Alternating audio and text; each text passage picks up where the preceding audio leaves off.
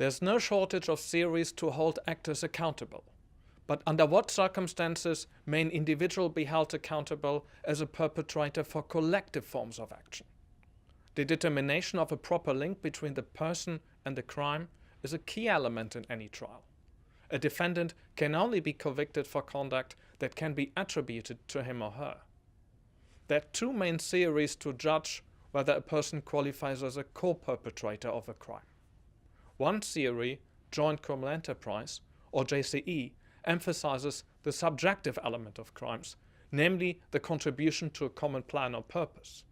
The second theory, the control theory, stresses objective elements, namely the control over the crime. In this video, we will study both theories in more detail in order to find out how responsibility for crimes may be linked to perpetrators.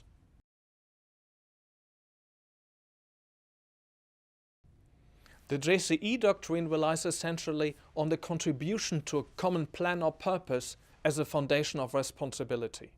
This focus extends responsibility to mid and high-ranking political and military leaders that lack immediate control over the crime, but contribute to it through coordination or participation in a criminal enterprise.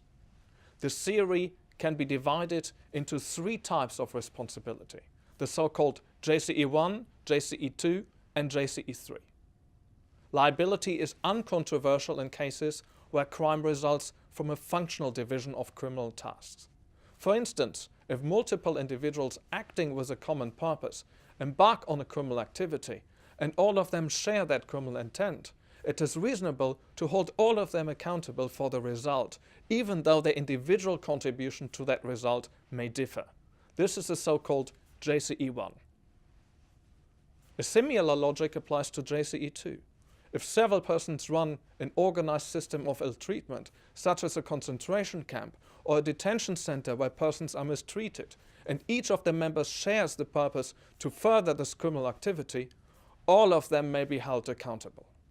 JCE 3 is more controversial. It concerns accountability for consequences that were not directly part of a criminal plan, but occurred as a natural and foreseeable consequence of the criminal enterprise. Such a form of collective attribution raises problems in relation to personal culpability. The defendant may easily be held accountable as a perpetrator of a crime, although he or she lacks the corresponding mens rea. The appeal chamber of the Special Tribunal for Lebanon therefore held that an accused cannot be found guilty under JCE 3 of international crimes that require special intent, such as genocide and terrorism.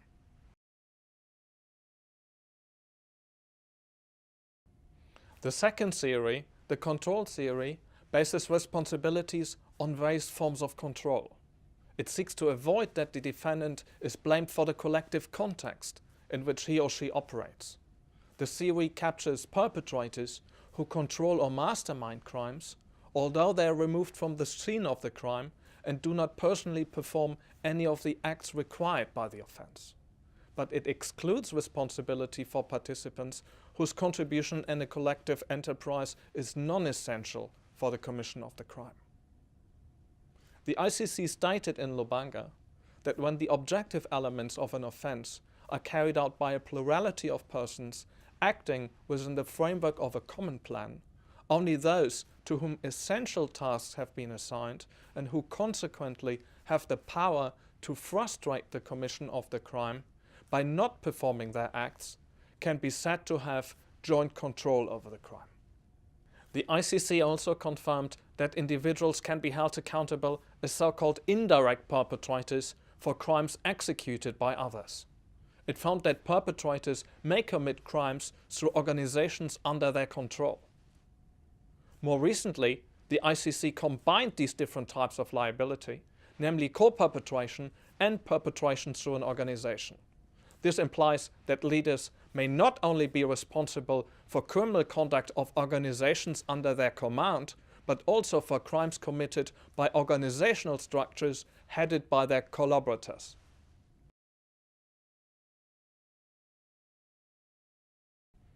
There are various forms of participation, including soliciting or inducing the commission of a crime, common purpose liability, or aiding or abetting. The ICC statute sets a high threshold for aiding and abetting liability. It must be shown that the contribution was made for the purpose of facilitating the commission of a crime. With regard to common purpose liability, the ICC statute captures responsibility for any other contribution made to a crime by a group of persons acting with a common purpose that is made in the knowledge of the intention of the group to commit the crime. This liability is so broad that judges have voluntarily constrained it to significant contributions.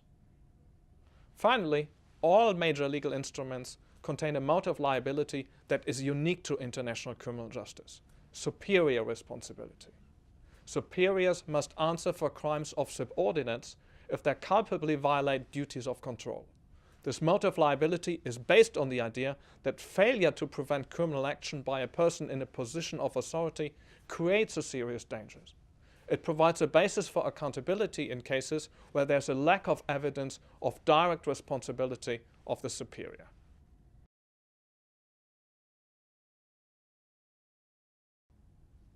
In this video, we've discussed how responsibility for crimes may be linked to perpetrators. We've analyzed two theories to judge whether a person qualifies as co-perpetrator of a crime. The first one was joint criminal enterprise. In classical JCE cases, common plan or purpose was inferred by criteria such as an organized structure or proximity to the scene of the crime. The modern reading of JCE, and in particular JCE 3, is more disputed. The broader the JCE is formulated, the more likely it is that the defendant will be convicted for some type of contribution to that criminal purpose. JCE easily becomes a tool to just convict them all. The second theory we explored is a control theory. This theory has its advantages. It is more favorable towards the defendant in terms of fair labeling. It excludes responsibility for participants whose contribution in a collective enterprise is non-essential for the commission of the crime. But it includes crimes committed through bureaucratic or hierarchical structures. In the next video, we will put these theories into practice. We will be doing that by discussing the first ICC trial, the Lubanga case.